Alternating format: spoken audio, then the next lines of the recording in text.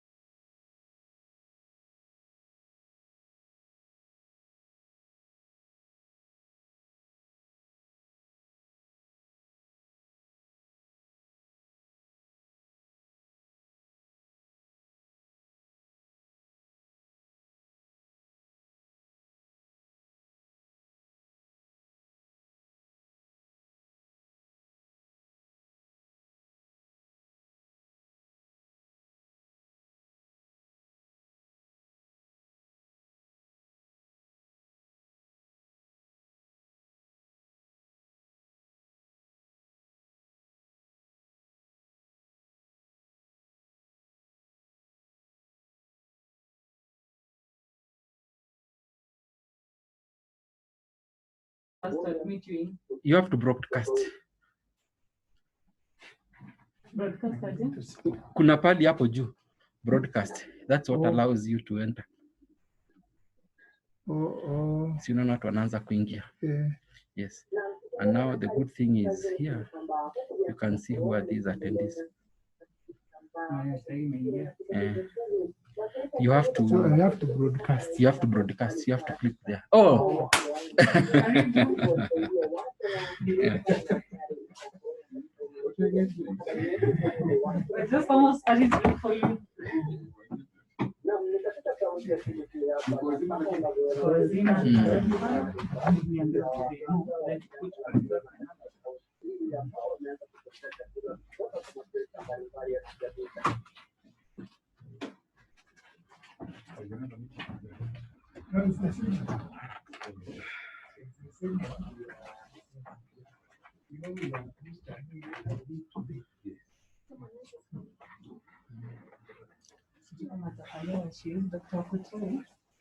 Hello. Please note that we have shifted the meeting ID to the number indicated below. So please log off and use that number below as your meeting ID. You are on the old platform and we are using a different platform today.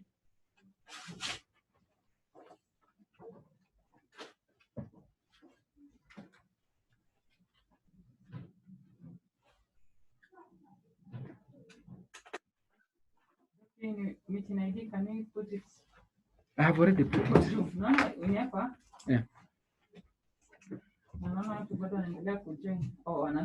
Wanatoka. Yes.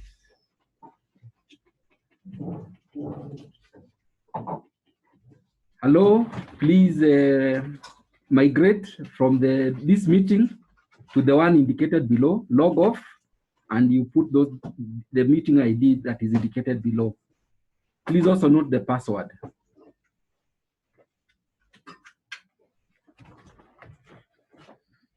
Dr. Bukusi, how are you? How are you? It's very interesting that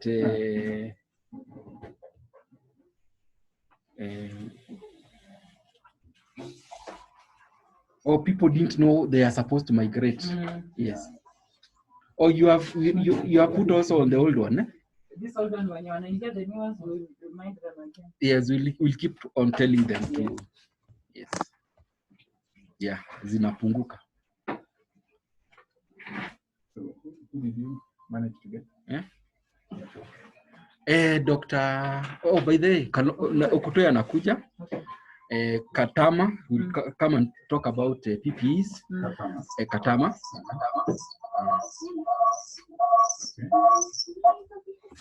And Dr. Inwani. No, ni vile kuna kitu hujafanya. I'll make you a call. In fact, let me do that. Usha login as Roda. Yeah.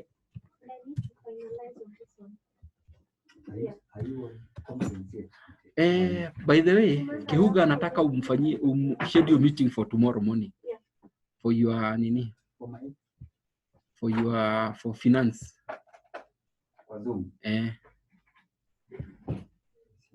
Eh,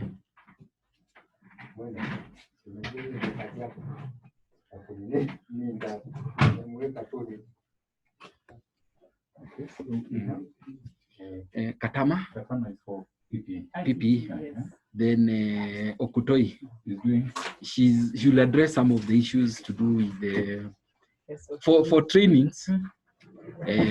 Kalondo has been moderating all the sessions from the beginning. Yes. Dr. Inwani will try to join, not certain, because it depends on, she has other meetings, but she will try to join. And the good thing is that we are not restricted in number of participants. It's not like before. okay. Yes, So she'll come in at different points. Huh? yes. Once she enters, I'll alert you if I notice her. Hello. Please note that we have migrated this meeting to the ID indicated below.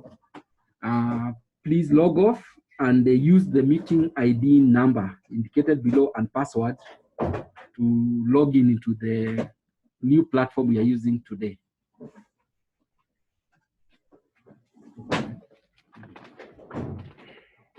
Information? Or you're going to bring the information? The information, no, Dr. Kutoi or I said she's not available. No, she's around, but She's around, but- she was saying she may not be very comfortable. So Dr. Kutoi.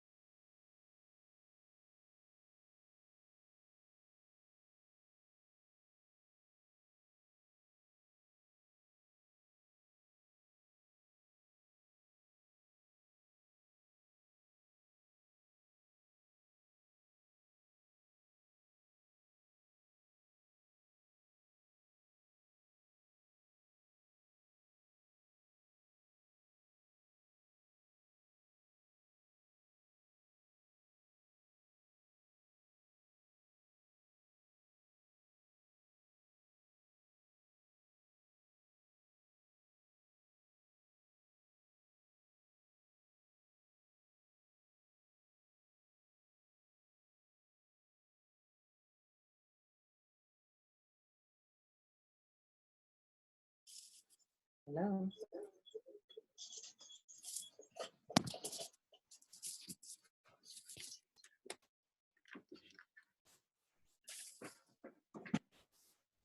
Hello, my name is Dr. Kalondi from Kenyatta National Hospital. Thank you for joining us on this new platform.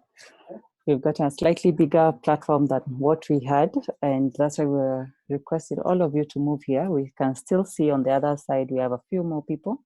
Hopefully they'll join us before the end of the session. So today we're going to have Dr. Bukusi. Dr. Bukusi, asante sana for coming again to talk to us. And Dr. Bukusi will be taking us through a comparison how we've managed HIV and COVID-19. How prepared are we? Level of preparedness. So there are a few questions or concerns that will be addressed by Dr. Lydia Okutoi, who is joining us very soon. But I'd like to hand over now to Dr. Bukusi so that he can start us off. Karibu Daktari.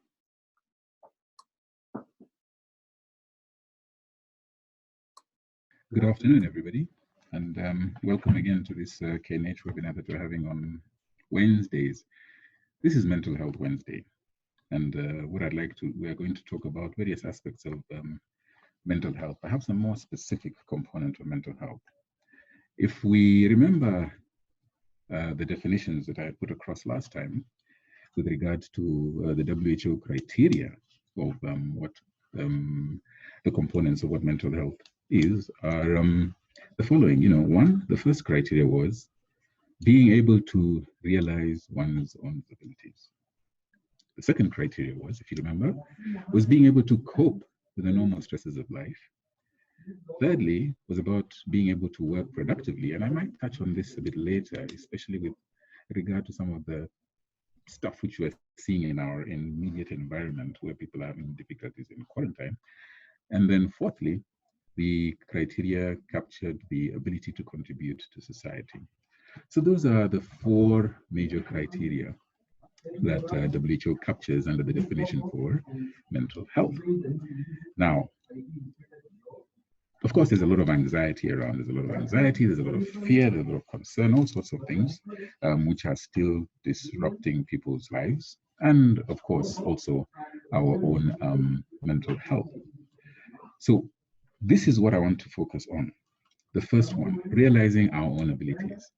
In order to be able to realize these abilities, we need to be able to know, to have information around the COVID virus, for example, and subsequently, especially from the perspective of health workers, what we can subsequently do.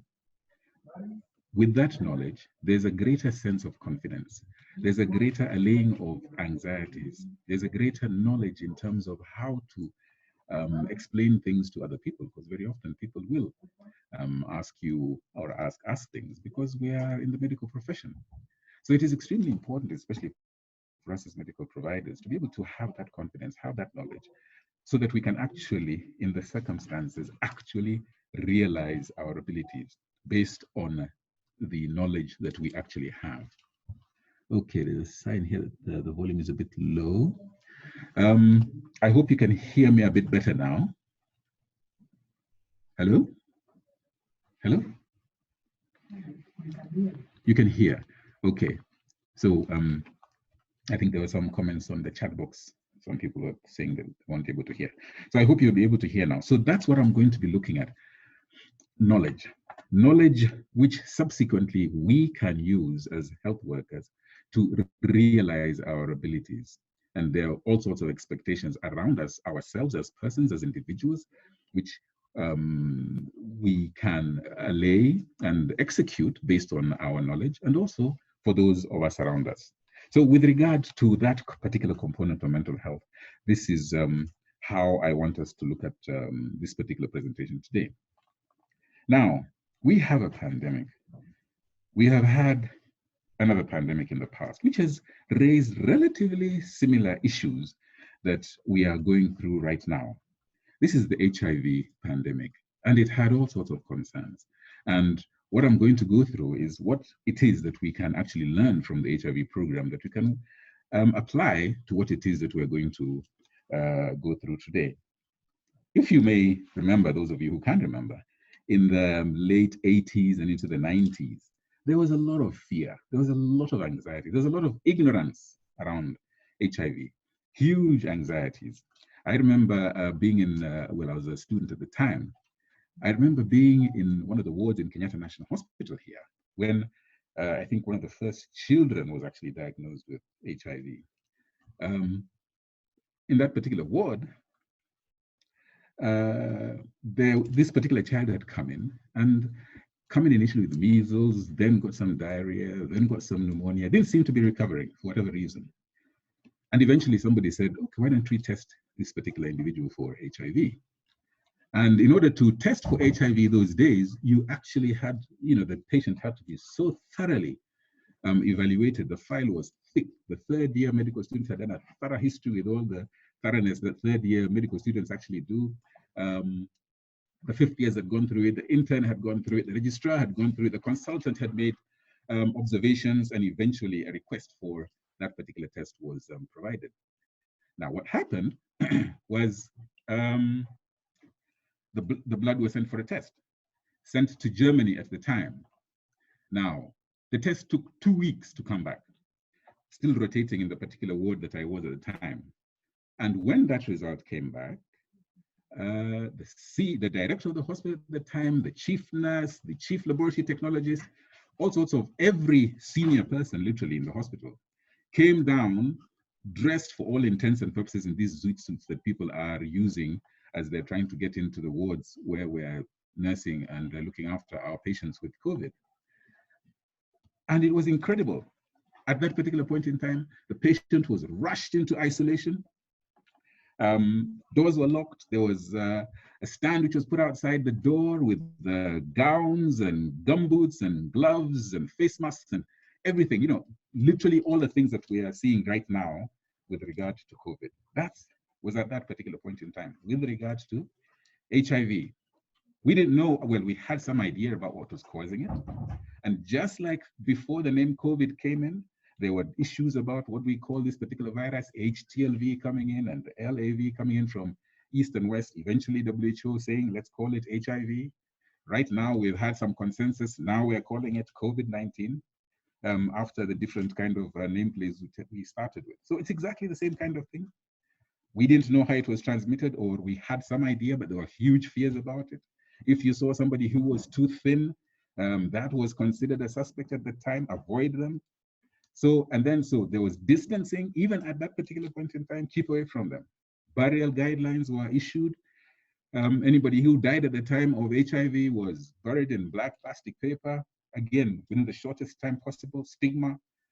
So in a different way, a lot of the stuff which happened with regards to this pandemic caused by a virus, which we were not very clear about, are being replicated again within the context of the COVID infection.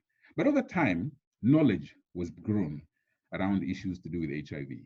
And with that, programs, interventions, strategies to address both prevention, care, support, treatment, public health knowledge have been developed to the point that we can now walk around interacting with people who have HIV, knowing that they can live a full life under treatment, healthy, and it's now not something to, in a manner of speaking, run away from. So I just want to draw on some of those particular lessons that we have learned from that particular program, and I'll just divide them into particular categories.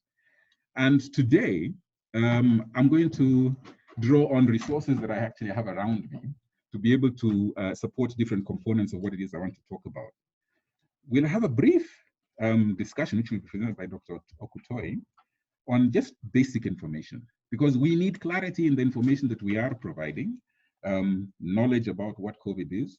And I know there have been quite a number of presentations over the past couple of weeks, I'm sure, 3-4 weeks, but just so that we have an idea what this actually is and how we relate to it within the context of the hospital. We can have a bit of update on the kind of numbers that we are seeing in terms of the exposures to COVID and the infection at this particular point. Knowledge on who to talk to and where to go to for any information that we might need within the hospital. We're hoping that also Dr. Inwan will be able to join us so that she can also just give us some thoughts on the support that the hospital is providing for patients or members of staff within the context of this COVID infection. So that will be the first part, a bit on information. Hopefully, we will be able to catch up with Dr. Katama, who will be able to talk to us about the PPEs. What are these particular PPEs? And again, just a brief 3, 4, 5 minute presentation about what it is we expect from PPEs, what it is we expect from when we talk about these safe spaces, washing points, and safe separation, especially in the context of care. Remember, we are a health facility, and so we are providing other care as well. We do not just focus only on COVID-19. The third component will be very specific SOPs, how to reduce risk when in the hospital providing care, when one suspects they have been exposed, what is to be expected, when one is in quarantine, where do they go, what is to be expected, when one is undergoing treatment, again, what is it that one can expect, and subsequently on discharge, what are the procedures? Now, as I'm putting this across to the importance of this knowledge is that it provides a foundation from which we can interact both with ourselves, with our colleagues, with our patients, and with others around us. We know what is going on. This helps substantially to reduce any anxieties that we may have, and it enables us to realize much better the abilities that we have been granted by the Almighty.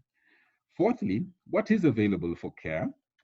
In terms of clinical care, what treatments, are we doing any particular treatment? And just a brief on that. What is available in terms of counseling, mental health care, which is definitely becoming a huge thing at this particular point in time. And finally, if we do have a bit more time, we'll touch a bit more on training, and Dr. Rhoda Kalondo will be able to take us a bit through that, what is available with regard to the trainings and capacity buildings that will be able to help us coping.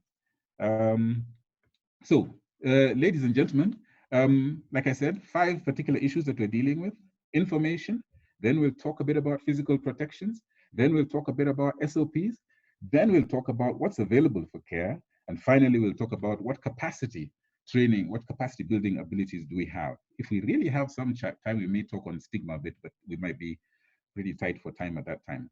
So without too much ado, Dr. Okutoi, taking us through information. Thank you very much. Thank you, Dr. Bukusi. Just some information about where we are as an institution. I mean, this far, we have at least 50 patients who have been treated in KNH, and some have already gone home, they've recovered. And we've had a few mortalities. This far, I think now we have 2 mortalities from within who came with a critical. And we have also been able to test 427, that is the patients who come, who've been contact to the ones who are positive, who come to Mbagathi unit, and finally they're allowed to go for quarantine. So they come to a total of 427, and we've tested about 615 staff this far. So we, as far as being able to have proper isolation and the safe spaces, we try as much as possible not to have the COVID suspected patients within the tower block, or we triage at accident and emergency so that we are able to identify them early and be able to appropriately isolate them after test results are back. As an institution, it's been unfolding. As you said, this is a pandemic, and so we have contingency. I think over the last 2 weeks, we've had changes as the number of patients change to make sure that there are safe spaces, that the patients who are entering the main tower block from our accident and emergency are not suspects. So we've created spaces for obstetrics. It's in clinic number 66, a unit for the suspects among the pregnant women.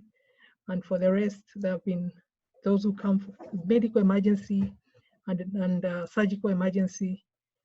They have been at one specific area in accident and emergency, but now they'll be going to GFD, which is an area that is separate from the tower block. So as much as possible, the best standards, as we learned from Spain, from Italy, is that you try for the COVID suspected patients not to get into where the rest of the patients are being taken care of. This is not to say that we are not taking care of COVID patients, but whenever there's a suspected patient, we take them towards the isolation units.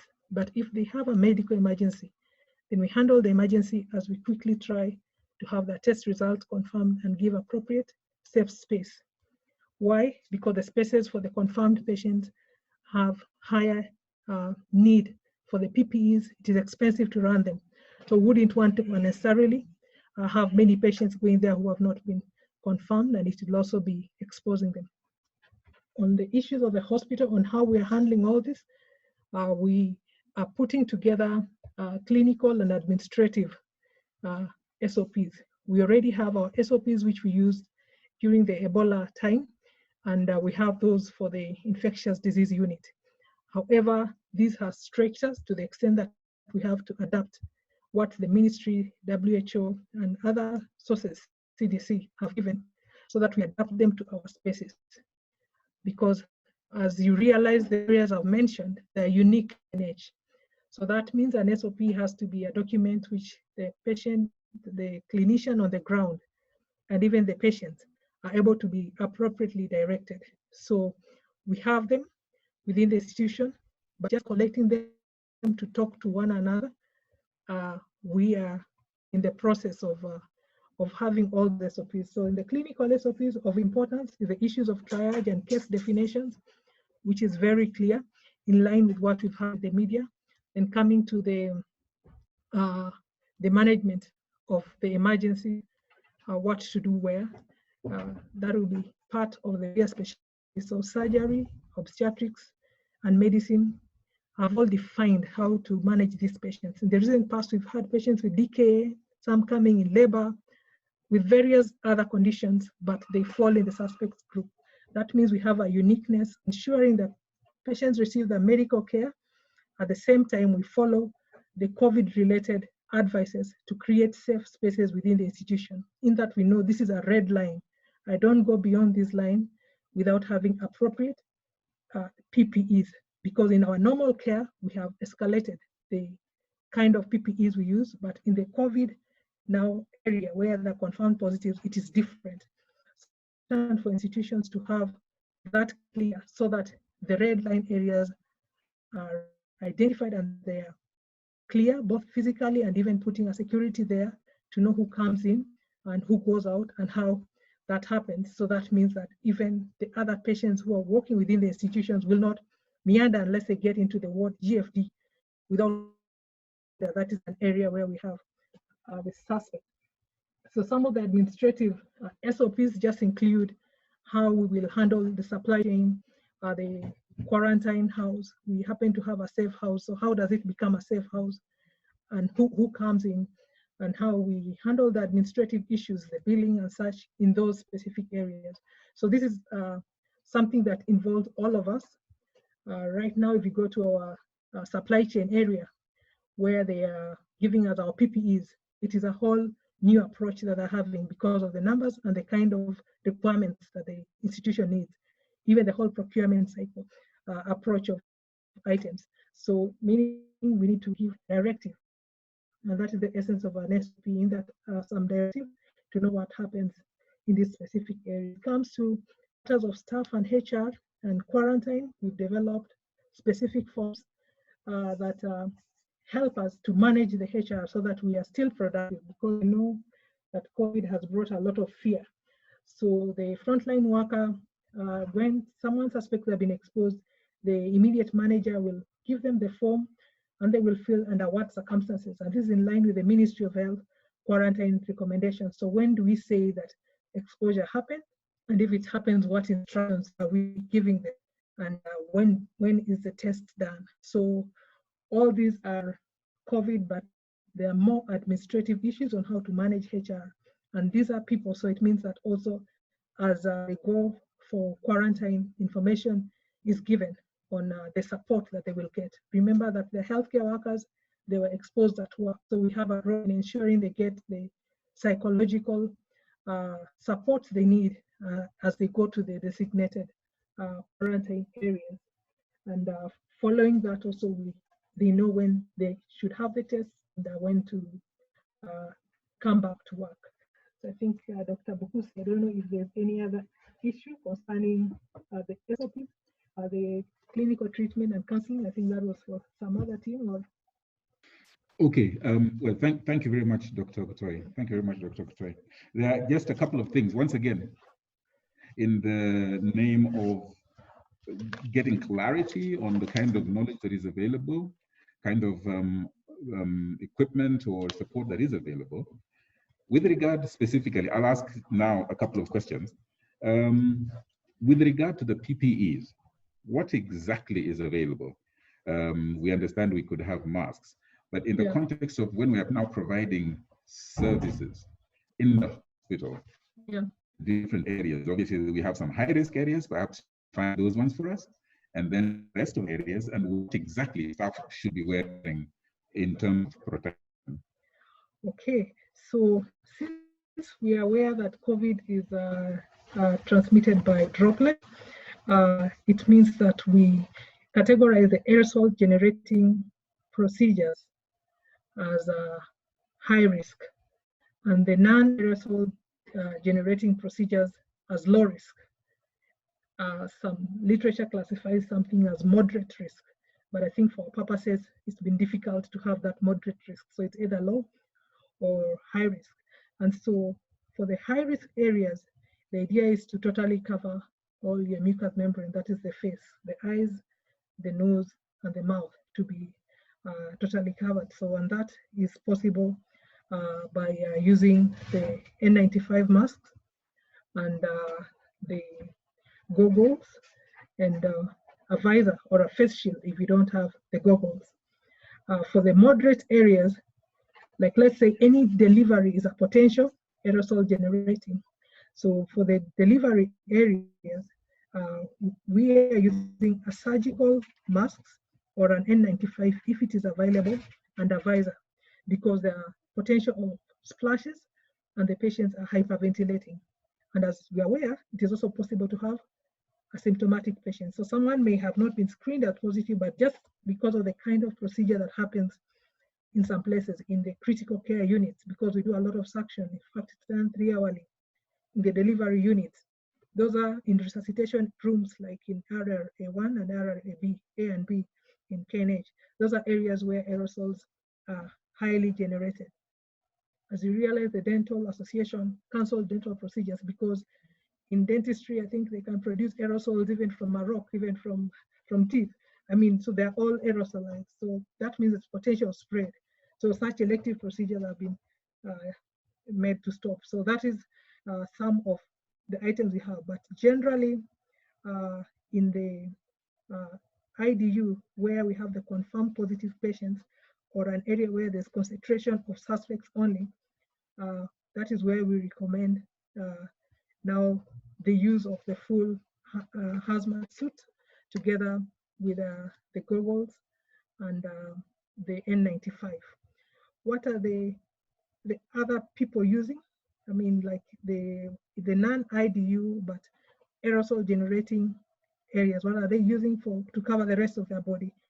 We propose a surgical gown that is preferably waterproof, if not, to put on top an apron that is plastic to give that waterproofness of it, and then also if they could have some covers for their shoes, that would be ideal.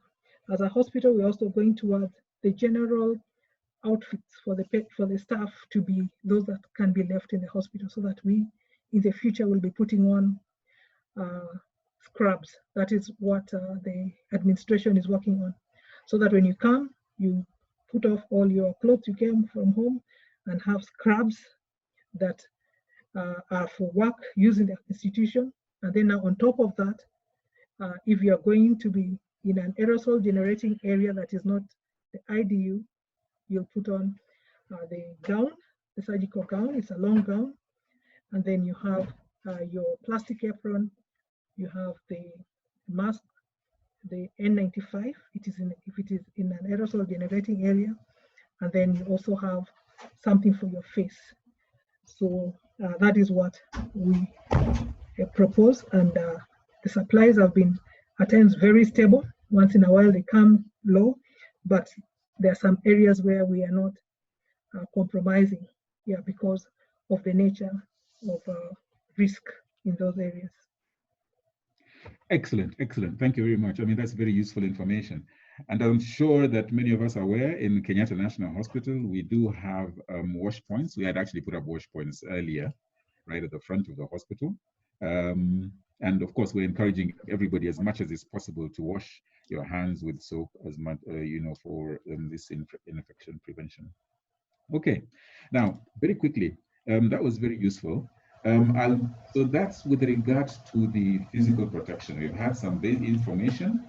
We've had something on physical protections which are available. So once again, I guess the emphasis is if we wear our masks in most of our clinical areas, we will have protection. And if you go to a high-risk area, then you will be kitted again accordingly to be able to protect ones from possible infection. And this is important for everybody as they're coming into work, so that they have an idea what's actually going on and how the hospital has provided safety for them as they are coming in to provide services. Now, very quickly, just going through the SOP, one of the areas which is causing a lot of concern, Dr. Kutoi, is this thing called quarantine. What's happening in quarantine? So if one gets exposed, if one is diagnosed as being exposed to COVID infection,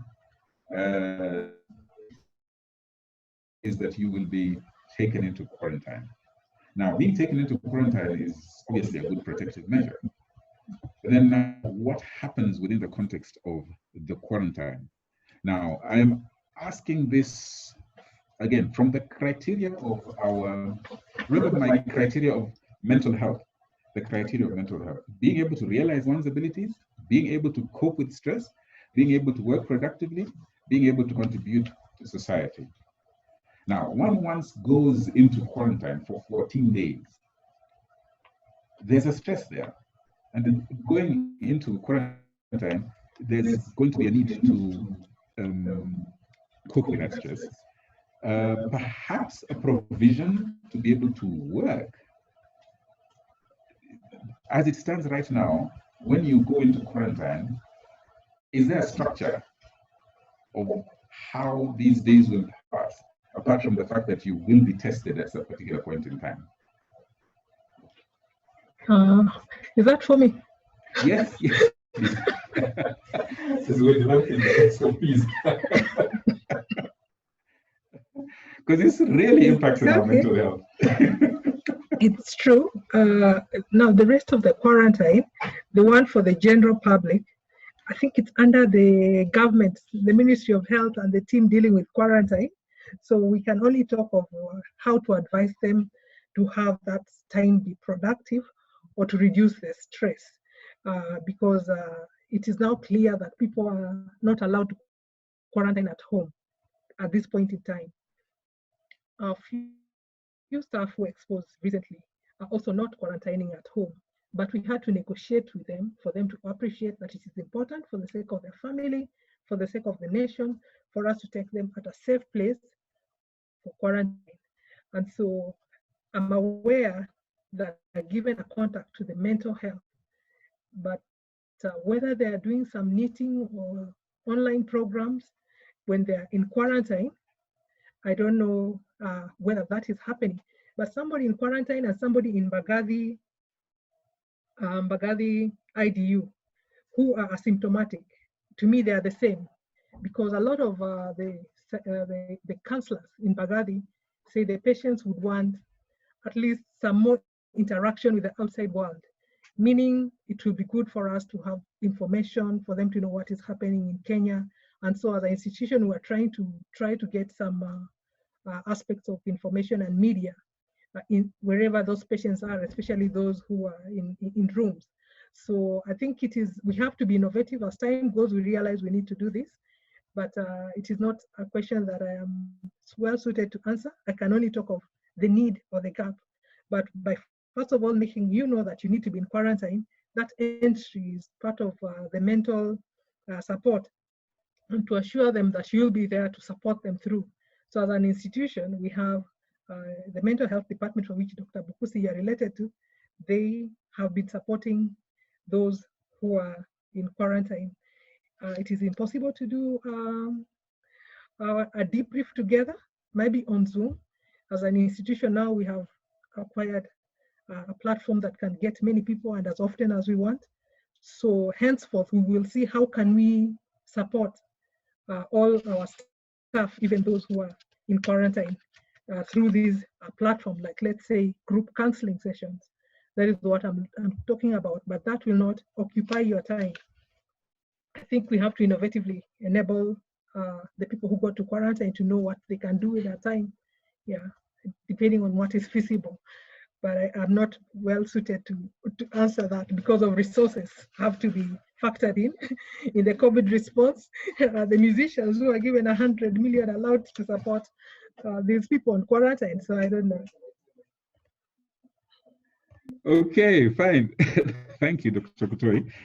Yes, at this point, I mean, there have been those things which have been supposedly provided, but I think this is one of the areas that we also need to shore up, strengthen, to make quarantine bearable. Because if there are going to be so many people in quarantine, it's going to be a bit of an issue. So we need to structure that a lot more.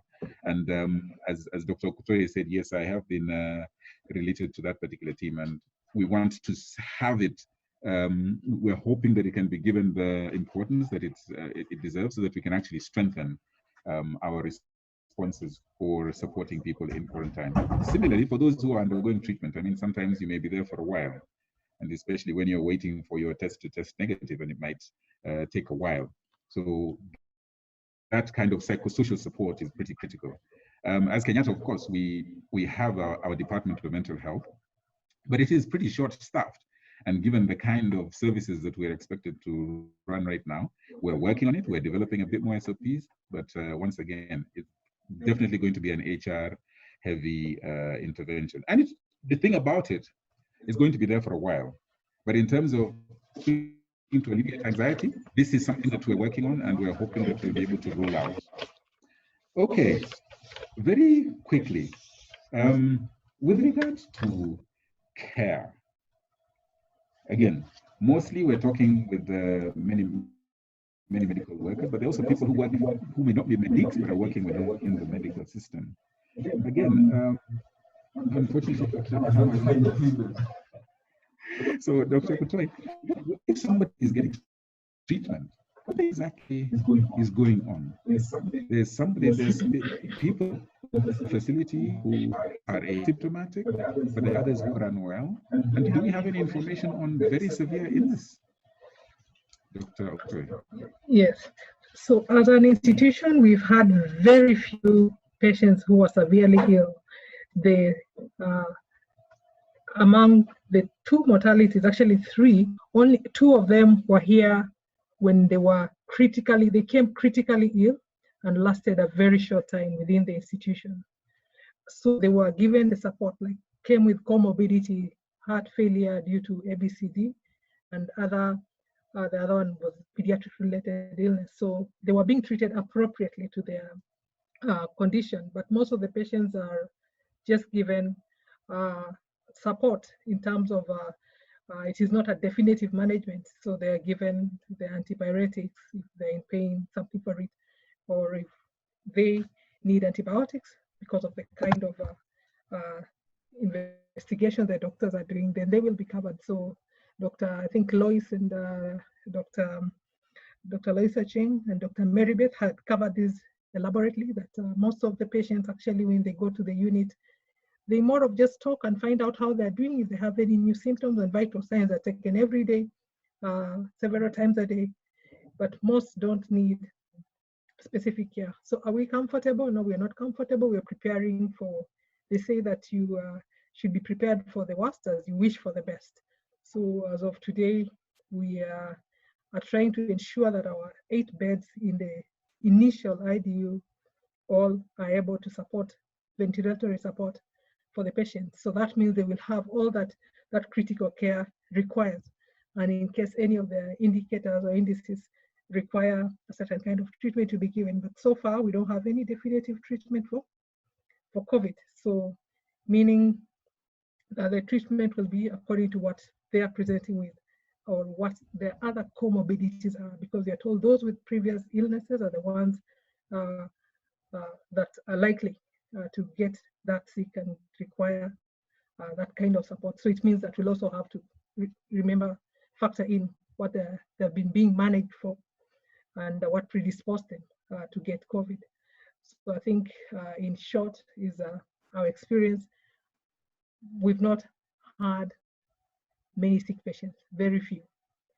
And a lot of those who came with trauma and other medical emergencies with decay and such, most of them turned negative. They came acutely. At that level, they were suspects, but they were managed for the underlying condition.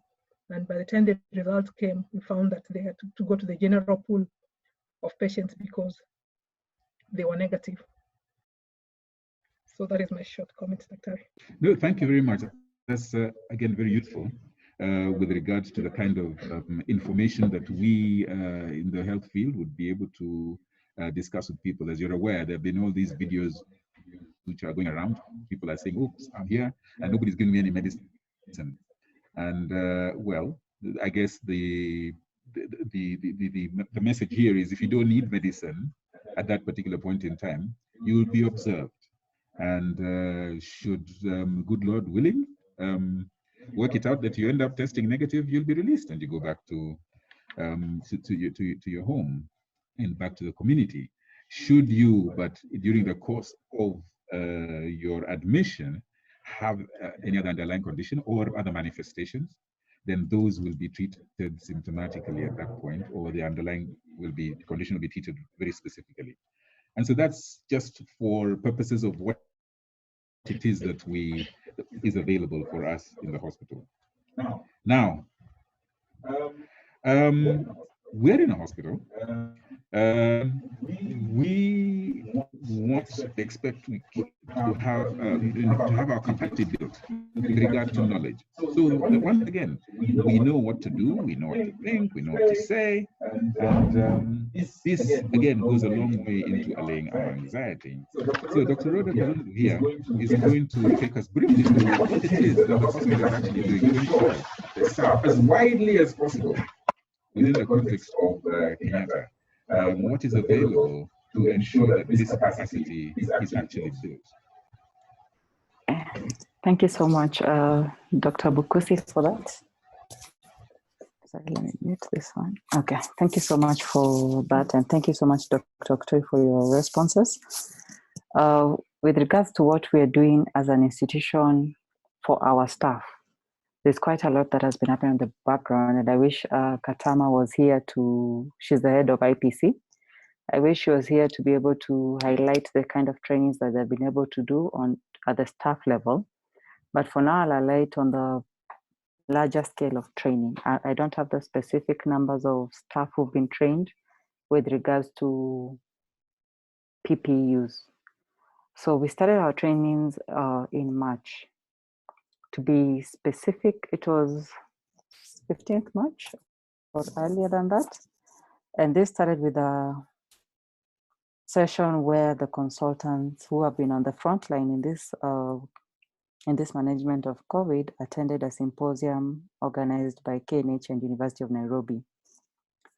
And that session was well attended because there was quite a lot of interest on how to go about it, the management, and we had a faculty that was a panel session that was quite interesting. There's a representative from Ministry of Health, Disease Surveillance Unit. We had University of Nairobi, we had KNH also representing there. We had iTech Kenya that was also there as part of the people who are on the front line in developing the guidelines for the country. So the session went well, and from there, that's where the idea of webinars was born, because people felt that as much as we are encouraging people to have social distance, we were calling them into a room where it was crowded. So social distance was a problem. So the idea of webinars came about, and so far we've successfully had webinars every single day. I would love to get feedback from the participants who've been attending, whether the webinars have been helpful to them or not, but it would be good. We usually see quite a lot of mix. Initially, it was intended to equip our staff with the knowledge and to get rid of the fear.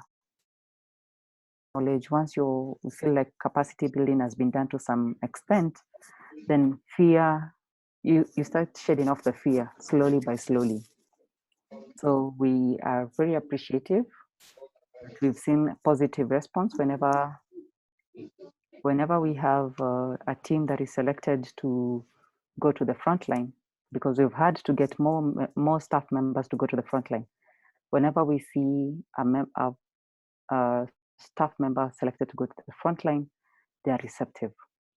We've not yet had challenges of getting staff who are outrightly declining to go and work at the front line. We also had trainings on critical care. This was led by the medical CCU team. Respiratory Society of Kenya was also actively there. We had Dr. Idris Chikope, and they gave us a webinar. We had a session with them last week on Friday where we were discussing to intubate or not to intubate. So they've really done hands-on practicals for the staff, so they're confident enough. When do you intubate? What amount of oxygen should we give you when you have severe disease? So those are some of the discussions that the critical care team has had on the front line. For the IPC team, they've done quite a lot in regards to training staff how to wear their PPE, the donning and doffing. They've been on the front line in getting sure that the PPEs are available to staff and for use, and that everybody is wearing them the correct way. So that team, I wish Katama was here once again so that she could be able to respond to how many staff they've reached out to. And what they've done is a multidisciplinary approach. They've not just trained the doctors and nurses, but they've also gone across security personnel. That way you can see the security is confident when they're taking your temperature. They're confident to ask you to sanitize and wash your hands. Some of this training has not been the technical training, but just the soft skills which you need from the entry point. At the entry, or once you come into the entrance of KNH, there are those skills which the security personnel through the IPC team have been able to acquire, and they're able to protect themselves and protect their families and protect their colleagues also because of that training that was done. For the mental health team, I think there have been a few trainings that they've tried to have, or we can call them debriefing sessions that they've tried to have with the team that is working in IDU, with our colleagues in the IDU. Right now, they are the level whereby they can do one-on-one sessions if they feel there is need, or they're still doing group sessions, depending on what the staff feel. So this is being led by the head of mental health services, that's Dr. Kenyanya, and the team of clinical psychologists who've been very proactive. And we really appreciate that they've stepped into the gap to offer mental health services to our frontline workers. So that's all, Dr. Bukosi. Well, thank you. Thank you very much, Rhoda. That's very useful, just to be able to appreciate that even within the context of the hospital, with this magnitude, we are providing information. We're trying to build people's capacity, give them information about COVID, the manifestations, treatment practices, treatment policies, and things like that. Let me just go back up to a quick one about, and again, we'll have an opportunity to ask some questions. But let me just ask a question. Again, Dr. Kutoe, there's quarantine. So if you're a family, if you're a hospital, if you're what's the word? If you're a medical health worker and you get exposed and you're sent to quarantine, right now, a lot of the story around quarantine has been that if you go to quarantine, you pay your own bill. Any idea what's around that? You pay your own bills. I think I'm not giving a factual information about that, but for KNH, if you go to quarantine because you're exposed at work, we take responsibility. In fact, we advise you where to go. Because the initial one of paying your own bills, I think, was to do with people that come from out of the country. But the current state, I'm seeing people who are being roughed up, who are found in the streets after 7, after the curfew time. Some go to quarantine, and so about the payment of the bills, I think it seems to be unfolding. And I think the authorities are best able to answer that. There's a task force from the Ministry of Health, there's a group that is heading the quarantine aspect. So I just think from a public health point of view, so how do we just discourage it? Is a disincentive to that kind of behavior. So the issue of paying or not paying should be handled by somebody else, but I think the issue is to make doing the correct thing the easiest thing for Kenyan, obeying the curfew as much as you can. About the payments, I think if we say anything for the rest of the public, it will be a rumor. But for KNH, if you're exposed at work, then we are the ones supposed to advise you where to go. Okay, thank you very much. Again, that's useful information, just to know what it is that the hospital is providing, especially for its staff. And as you do mention, Dr. Kutoi, there are all sorts of questions which sometimes cause this anxiety and influence our ability to actually express ourselves completely. And so, okay, these will also be compiled and put across to the national coordinating mechanism so that we can, in a manner of speaking, act as a bit of a mediator in terms of the different concerns that people have. And of course, this is reasonable concern. The issue of, flouting curfew is really not right at all. We must, as much as possible, obey the edicts of the land at this particular point in time to reduce risk and other such activities. Somebody asked, with regard to the PPEs in outpatient clinics, lab coat is sufficient? I mean, not lab coat is sufficient. You've got your mask, of course. So if you come in with a lab coat on top of your scrubs, is there, would that be sufficient? Would it be recommended or discouraged, having a lab coat? And if you have a lab coat, are you going to have to keep changing it?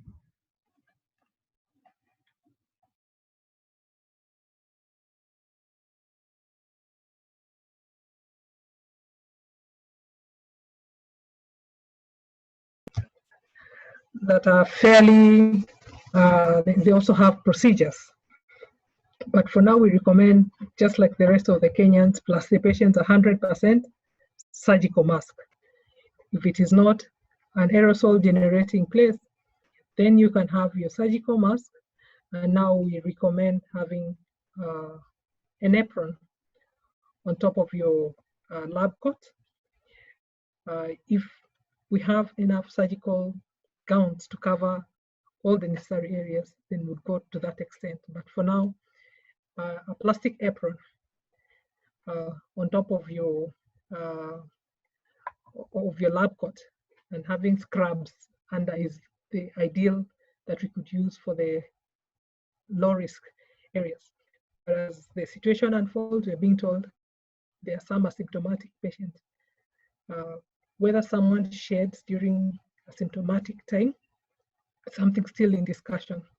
So I would say that we just be as safe as possible. Yeah, let us not take chances. And between patient to patient, remember you're protecting yourself at the same time protecting the patient. So it means also you need to have the basic hygiene between patient to patient. When you have your glove out, you sanitize before picking another to evaluate the next patient. And if there are any items that are being used on the patient now, there's a debate on how, other than the thermal gun that the thermometer you can take it several people without touching them. Some of the items we use also, we have to consider how to reduce the contact from person to person as feasible as it can be.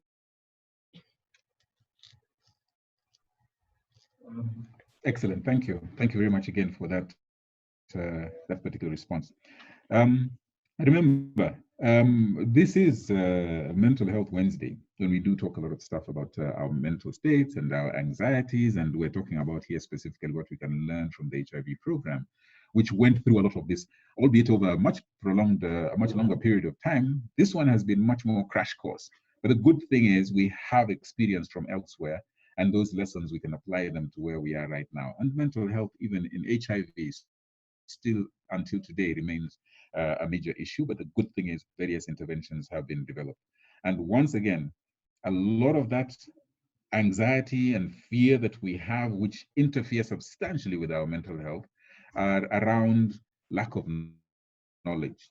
But the fact that right now, as has been put across to you, there is a lot of basic information about HIV. There are structures which have been put in place by hospital management in various health institutions to be able to support people. We have physical protections, including masks and visors and aprons and suits, depending on the areas of risk. We have specific SOPs, which are increasingly being adapted as more information comes through. These are things that we learned through the HIV programs. Knowledge of what is available for care, and this has been described to you. Again, absolutely and extremely, extremely important. Now, stigma. And stigma has been a bit of an issue. And there are 4 specific areas which I just want to highlight. Now, I'm highlighting them because they have been brought out, but these are things that we are in the process of working at to develop so that we can continue providing this kind of supportive information to everybody out there within our healthcare facilities, those who are looking after persons who have COVID infection or have been exposed to COVID infection, and within the public realm as well.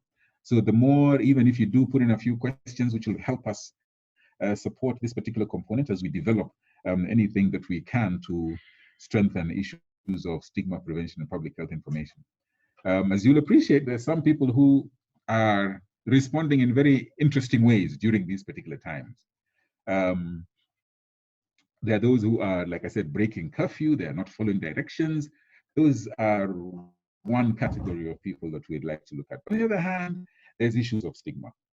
There are those who have been in quarantine and have talked about the different experiences they're going through, sometimes having difficulties amongst themselves because a particular person perhaps seen as perhaps being a high-risk person, or within our estates, and you hear that somebody has come into the estate and they have or are suspected to have had COVID, or even just that they have traveled, they have come from somewhere, and again, suddenly we start fearing those people.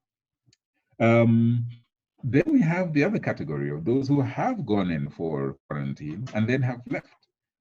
Are they okay? And of course, then there are those who have been on treatment. They're in because they were found to be positive and were treated. They didn't just go in for quarantine because it was not known what their status was, but they have had treatment and then they come back into the community. And we are having different difficult challenges which some people are experiencing, and some of them are being shunned. And I think to some degree, this behooves us as the medical community to be able to put across the information that, look, you guys, well, one, we need to take safe measures ourselves in order to ensure that we protect ourselves, we protect everybody else around us, who within the context of this thing of infection prevention with regards to COVID infection.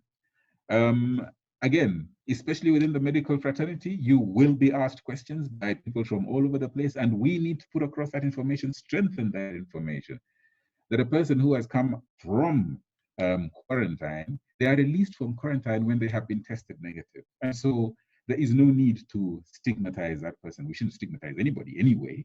But in the meantime, at least there's knowledge that this person was there, but they have been officially released and now here they are. They do not necessarily pose a risk. But once again, in this COVID pandemic era, even as they leave there, they will continue practicing all the prevention measures that we're talking about, washing hands, wearing masks, and making sure we keep our physical distance. Now, this applies also to those who have been COVID positive as well, not just those who've come from quarantine and never tested positive at all, but even for those who have been tested positive at some particular point in time, they come out and they are released on the basis of the fact that they have tested negative, and subsequently, therefore, are not infective at that particular point in time, they will still be expected to, again, practice all those infection prevention measures, masking and safe distancing, but they're now not infective.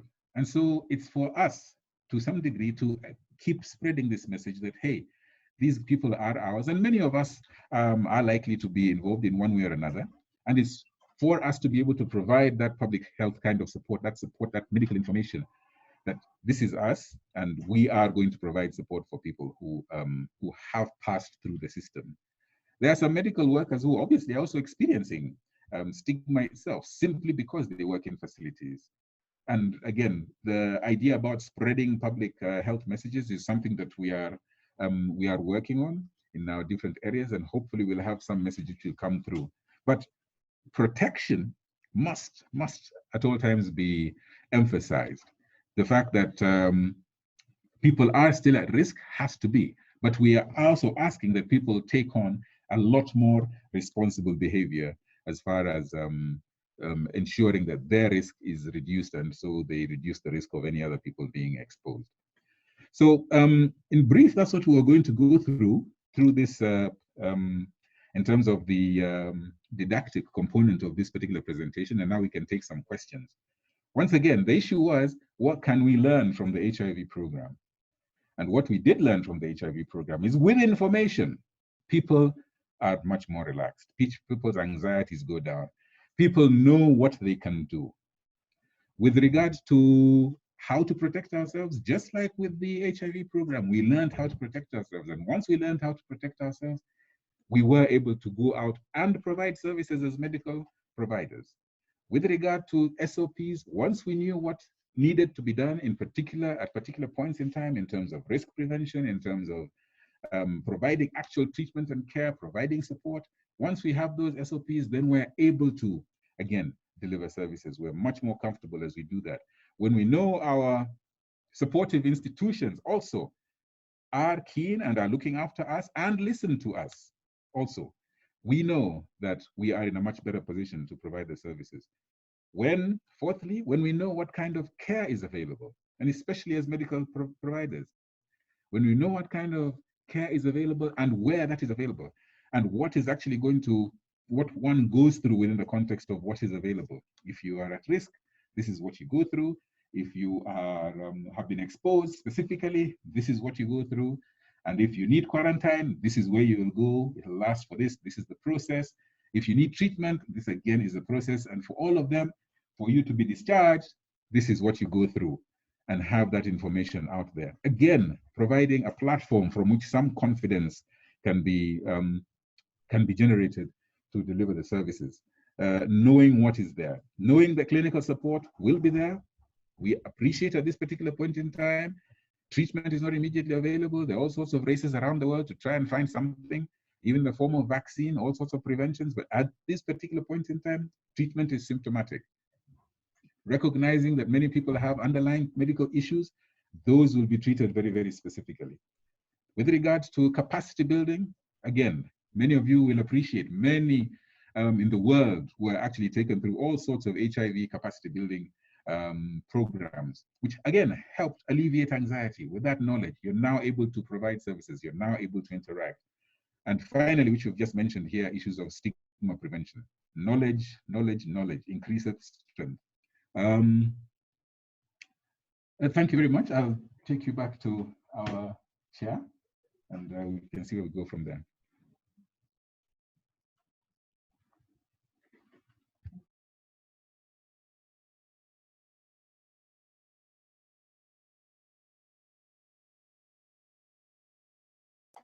Thank you so much, Dr. Bukusi, Dr. Kutoi, for that input. We'll take a few questions.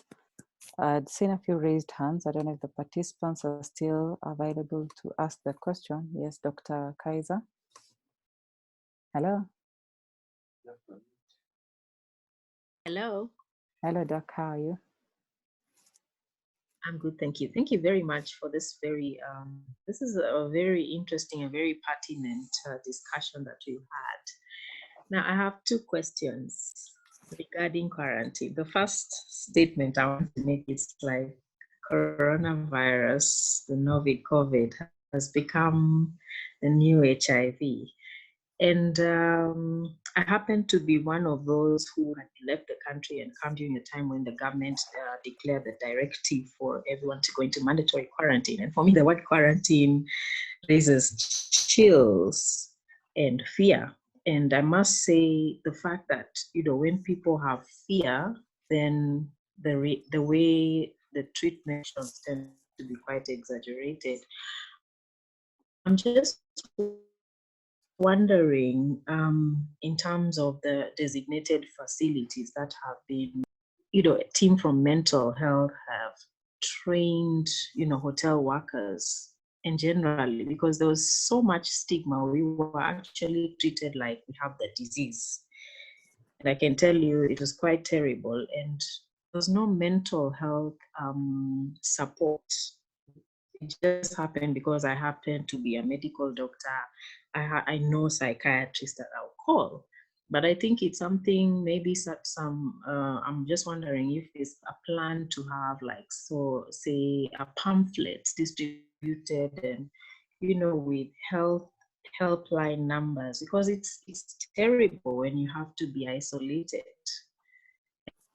And I can only understand that people who choose to, if they have contact, you know, go and, you know, stay at home and yeah. Hello.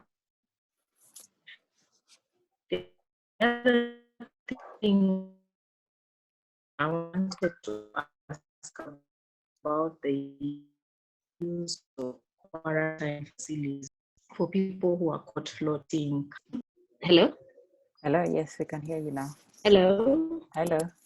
Yes. My second question is, I can hear you. So my second question is it the right step to use quarantine facility when people who are flaunting curfew rules take them to quarantine? Would have like would rather the government take their Hello. We've had letters. Hello? Hello. You can hear me? You keep on breaking up. So if I got your second question right, is that you asked, is it right for the government to keep on keeping people on quarantine facilities if they're flouting the rules? Or what was it? Flouting the curfew rules. Yes. The curfew, because it's looking like quarantine has become a way of punishment. And I'm wondering whether it's right to have people who are being caught flaunting curfew rules be put in quarantine rather than being heavily fined. Okay. All right, Dr. Bukusi.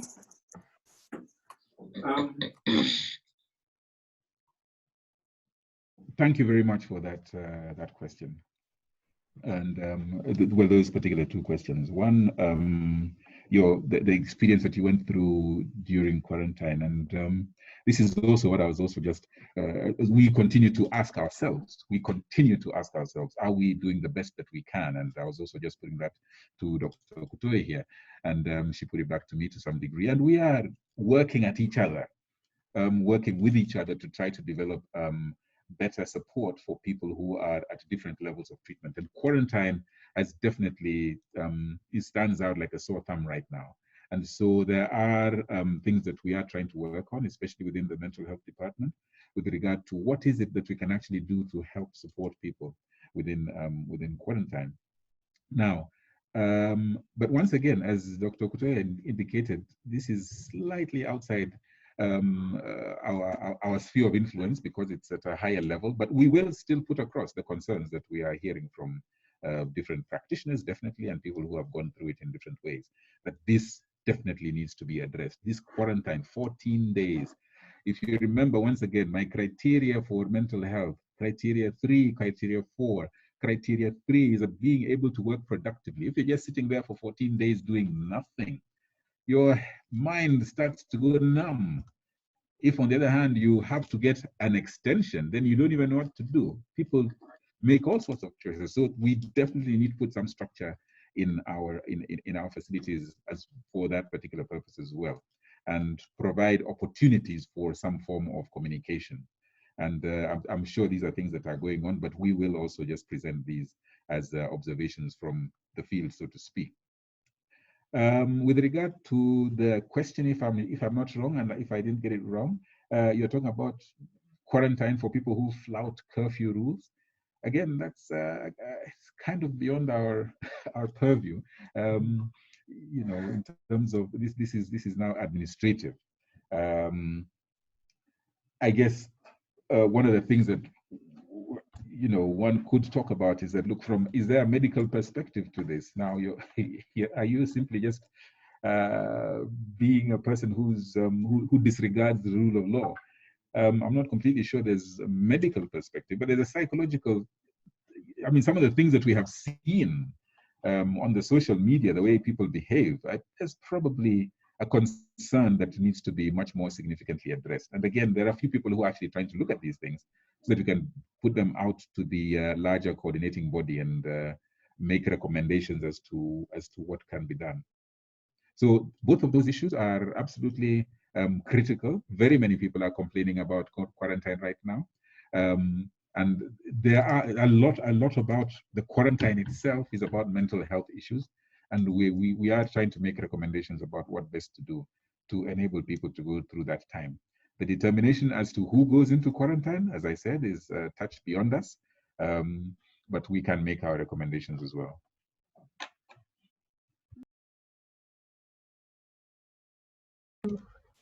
Add a comment that lessons from Ebola response showed that whenever disease is criminalized, in fact, that time they were just using the army, I think, in West Africa to try to support and to enforce some of the requirements. It really didn't work well for those communities. So I think all of us, the citizens and the healthcare worker, we need to contribute to this, what we call public good, our health, such that we just be responsible and not get into those circumstances, such that if that happens, it will be an exception, but not just we are blatantly going against what the government is recommending. Because I can imagine the cells and various places that if the policemen put you together, that is already social distance being disobeyed. So I think also we should look at the government side. We are putting them in a catch-22 situation. As we try to give our contribution, let us be responsible, because medicine and healthcare issues at times don't do well when they're criminalized. I think as much as possible would want the law-abiding citizens to make it easier for the law enforcers and not to have too many people in that situation. And so actually just by virtue of being together in a group and you are undiagnosed, who says that we are not asymptomatic and positive? And so they also are not very far from the truth, but that is not what we should desire to have.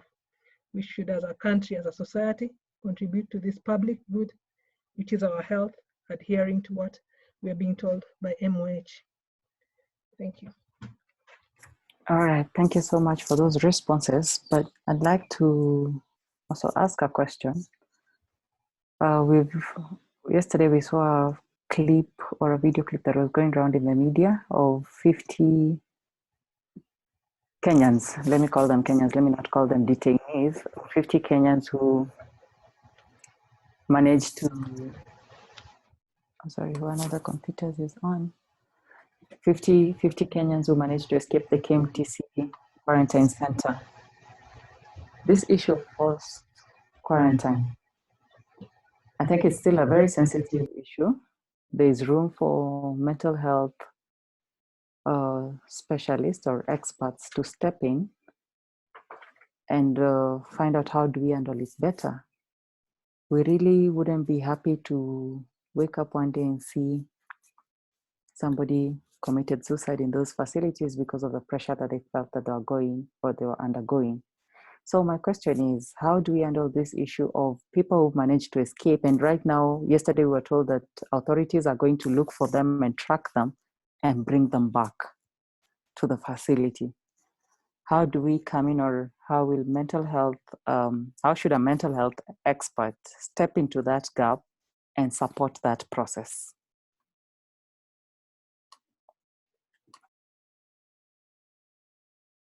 Now, late last year and early this year, we had a mental health task force. And the CS for the Public Service, one of the things apparently they put across to that particular task force was that any person who had any disciplinary issue, one of the first things that should be done within the context of the public service is to actually have them go through counseling and counseling support. Now, here we have clear guidelines. We have a clear crisis. There's no question about it. There's a crisis in the country. There are very clear guidelines. There are very clear edicts. There are very clear laws which have been put out there. But people are still willing to take the risk. So it begs several questions. One, what is going on within quarantine, and what is it that they're looking for outside? Why are they escaping? And those two things are extremely important to be able to address. And within the context of mental health, my hope and prayer is that those, when they come in, they're not just going to be subjected to, as one would put it in quotes, disciplinary measures. I think there needs to be a lot more education. We need to have a lot more education about issues of quarantine, and not just the fact that people need to be put away so that they're not at risk, or rather whether they're at risk or not is determined. But also, when they're during that particular period, what do they actually go through? And that structure is what needs to be developed. And that would be my immediate and short response to that particular question. We need to be able to address the concerns of people in this country right now. And by the way, even as Corona was coming through, you may appreciate that over the past 2 or 3 years, mental health has already been an issue. We've been having suicides, we've been having homicides, we've been having all sorts of maladaptive behavior because of the stresses that people are already going through. So this is one stress on top of another stress, which was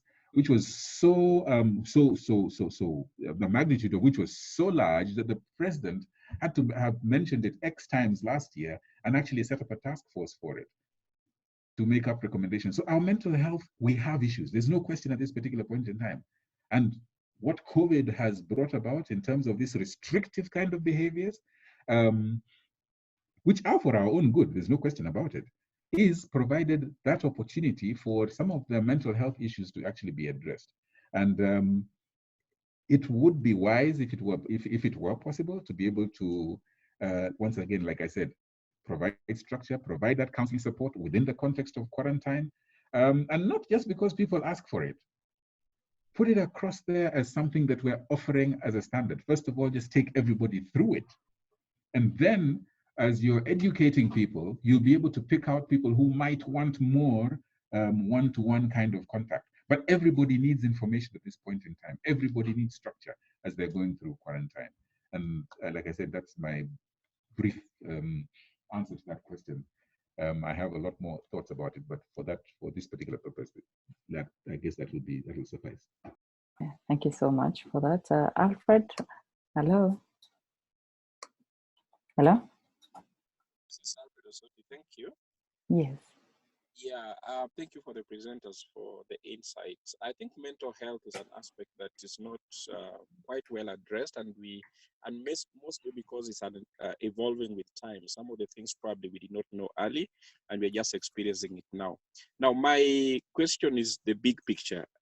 Should we rethink about the terminologies for the patients so that we can call them people under treatment for COVID, people under investigation for possible infection or exposure to COVID, instead of calling them suspects? I think once you start calling people suspects or saying people suspected to have COVID, then there's a bit of fear, a bit of connotation, a bit of legal aspects that come in. And then maybe people who are just, collected because they disobeyed the curfew or something like that, we can just call them people under legal observation because of, legal issues or something like that. Just Dr. Bukusi, if you can think about the big picture of how to demystify the terminologies.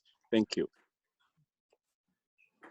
Thank you. And once again, in the field of HIV, we went down that road so much. Those stigmatizing names that we use when we call out them victims and suspects, and victims and suspects are always people you want to really keep far away from. And we were trying to turn the terminology to have the human being being the more important person, as opposed to the perceived condition or crime they have they have been found with, so to speak. So that if it's a person living with HIV, it was a person with HIV, not an HIV person with HIV. So people who have been found to have COVID infection. So that we have to deliberately, because so that it also helps us think about it. We deliberately humanize how we choose to refer to them. Yes, sometimes it seems to become a bit wordy, but on the other hand, we are emotional beings. And if you don't treat me right, if you don't make the effort to treat me right, then I'm much more likely to, one, evade ending up in a position in which I am called whatever it is you're trying to call me. If I do have it, then I'll try to hide. But on the other hand, in terms of a provider, if you have such a negative sobriquet, such a negative name, then sometimes it's almost as though, you're a suspect, kakando, it also influences how you end up treating the people. So yes, I completely agree with you. That would be useful to be addressed. Okay, thank you. There's a comment from Dr. Ongonga. I say the issue of quarantine should be urgently addressed. By making it punitive, we shall have many contacts going underground, leading to more spread. The facilities should be free and friendly to encourage people to come voluntarily when they suspect they have come in contact with a case of COVID. We must destigmatize the disease. Let us learn from the HIV mistakes. There's a question from an anonymous attendee. How do we handle stigmatization of persons leaving quarantine? And how have you prepared the clients leaving? So as they mix with us, as they mingle, as they come back into the society, as they go back to their families, how are we handling that? Okay. These were what I had alluded to a bit earlier in the development of these SOPs for people who are in quarantine and on discharge from quarantine or discharge from treatment. What kind of preparation do we provide for the people who are there right now? It's one thing, but we're developing some mechanisms to try to strengthen this so that people have some empowerment themselves, but also again, the public health messages that I'm putting across, the fact that somebody is in quarantine, the community know, neighbors know, oh, so-and-so came and then they were shipped off. We don't know who they are.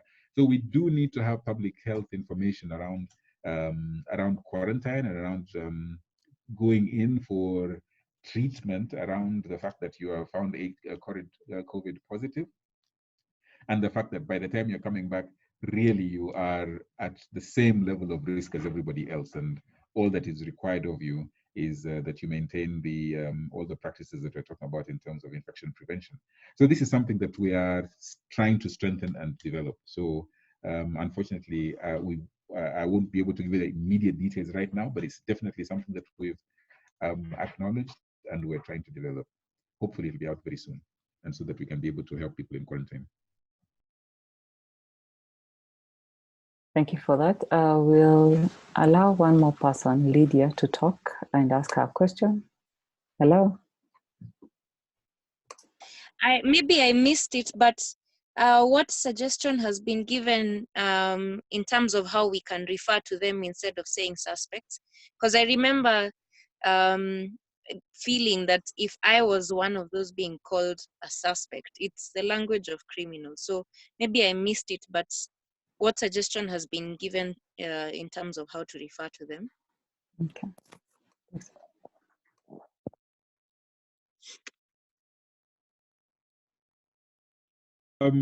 Again, in the same way as in the world of the previous pandemic that we had, epidemic, or shall we call it, HIV, there was a lot of public what is it called?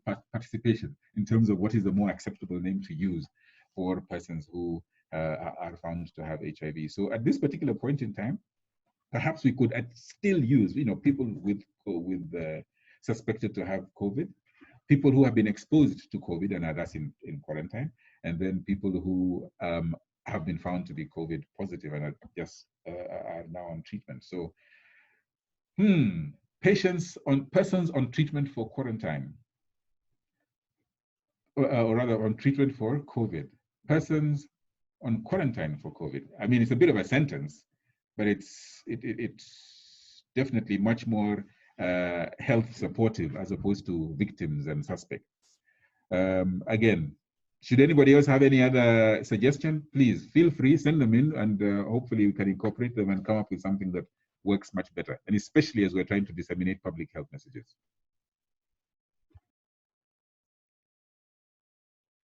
Thank you so much. I can see one more hand raised. Dr. Bukusi, do we take it or do we end the session? Because we are 3 minutes past our session. We could allow just the one hand that is raised. Okay, Hello? good afternoon. Good afternoon. Yes, hello. This is Judy Machuka. I have 2 questions. Thanks for the excellent presentations. So from the HIV experience, how is the COVID-19 response towards key populations and marginalized communities? And my second question is, kindly elaborate on affordable and accessible mHealth strategies that the public may be able to leverage in order to obtain necessary information to allay possible anxiety, as well as relevant guides to productive activities in and out of quarantine settings. Thank you. Okay, thank you very much for those 3 questions, Judy. Very useful, and you've been very key also in helping develop some of those particular interventions for the young people, especially with regard to HIV is concerned. I'm sure over the past few days, we have been watching on television some of the marginalized communities that you're talking about, people who are out on the street who I'm not completely sure whether any specific, whether they've been specifically targeted. This is something that we'd have to ask perhaps from the higher bodies, because at this particular level, we're dealing with people who are coming into the hospital. But of course, we do remember that the hospital's catchment area is beyond the hospital. We have people who, from these marginalized communities, who very often come into the hospital itself for care. So we do need to develop a strategy, and as Dr. Kutoyi indicated, there are a whole host of SOPs that we're trying to develop to see how to be able to cater for this particular community. So that is pretty tough. It's something that we really need to think about. How are we going to deal with this? They need a place to stay. How are you going to keep them? Issues of quarantine. If they happen to be admitted, of course, they'll probably be treated. But how do we ensure that they live low-risk lives? I guess the number of water points that have been put out in the public has been good. The issue of the distribution of face masks has been good. Yesterday, I was just listening to some discussions about the way people wash hands. People really wash hands these days, which is a good thing. Out in the Juakali sector, where people just used to supposedly, they'd be with the oils and the different oils that they use in their trade, but now people are much more conscious. So that is a good thing. That message has spread widely. So we would just need to be able to provide care for them at this point when they do come. But it would be useful for somebody to go out and actually find out how they're actually doing.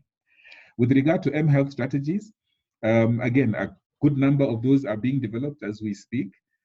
Even as I speak right now, there's an eHealth Zoom meeting somewhere else, which is also talking about issues to do with mHealth.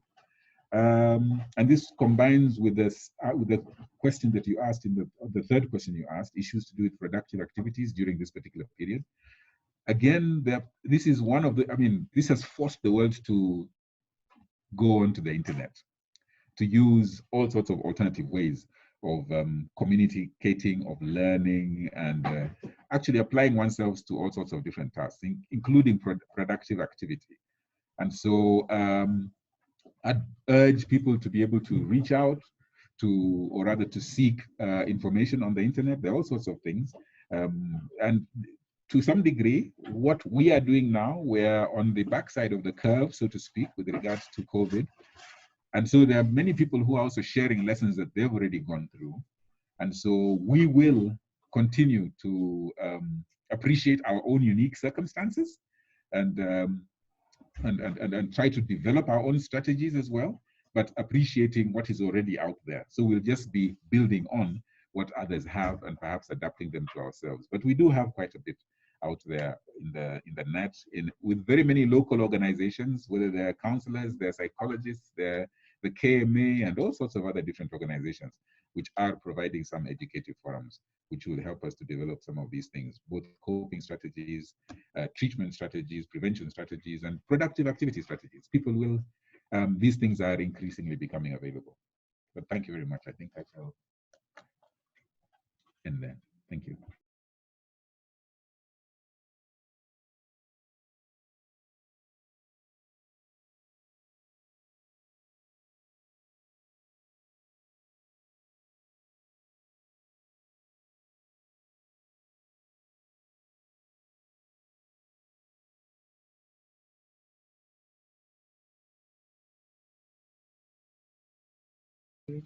So thank you very much for attending today's session. Thank you, Dr. Bukusi. Thank you, Dr. Akutu, for at least comparing this. We can see we are not too far off. We are trying our best with the limited. We cannot say we are still in the same place we were in the 1980s. So thank you for that session. I'd like to apologize. Today we were not able to have the private chat. You're not able to send your details to KNH webinar registration via private chat. Tomorrow we have looked into it and we'll be able to let you know. And we'd like to thank those who've shared the information on the chat. We will forward your CPD points to your registration bodies. For the doctors, kindly check your ICPD portal on the KMPDC website. If you don't find your CPD points, kindly alert us via email. Send an email to knhresearch@gmail.com. We'll be able to upload them with time. For the pharmacists, your details will be sent to the PPB. You'll be able to get your CPD points there next week. For the nurses who have joined us, for those who are within Nairobi, you can bring your CPD books for signing. For those who are outside Nairobi, we will find out if National Nursing Council of Kenya accepts tokens or whether a letter or an email would suffice. We really don't know, but we know yours is usually more of a signature, but we'll find out more about that. So thank you all so much for attending this session. Tomorrow we'll have the dentists in that building. They'll be able to let us know how they're handling the COVID issues, what guidelines they've given their members, the Kenya Dental Association members. And Friday, remember, we have 2 sessions, one in the morning, one in the afternoon. So we look forward to seeing you again tomorrow. For those who have questions that we've not gotten time to answer them, we will answer them with time. Thank you so much. So have a nice afternoon. Bye.